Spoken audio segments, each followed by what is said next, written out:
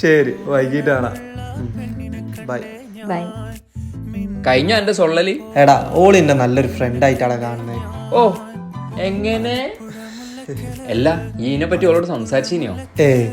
ഞാൻ പറഞ്ഞിട്ട് ഓള് ഒരു പക്ഷെ നോ എന്നൊക്കെ പറയുകയാണെങ്കിൽ ആകെ മൊത്തം ഭയങ്കര ചടപ്പായിരിക്കും. ഒരു പക്ഷെ അത് യെസ് ആണെങ്കിലോ? ഏതായാലും വൈകിട്ടോളെ കാണൂലേ, ഒന്ന് സംസാരിച്ചു നോക്ക്. ആയിഷ,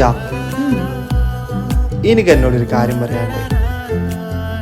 വേണ്ടടാ, നീ എന്താ ഉദ്ദേശിച്ചെന്ന് എനിക്ക് മനസ്സിലായി. ചില ഇഷ്ടങ്ങളൊക്കെ പ്രണയത്തെക്കാൾ ഭംഗി സൗഹൃദത്തിനാ. നമുക്കിതാ ഭംഗി. ആയിഷ, സോറി. ഏയ്,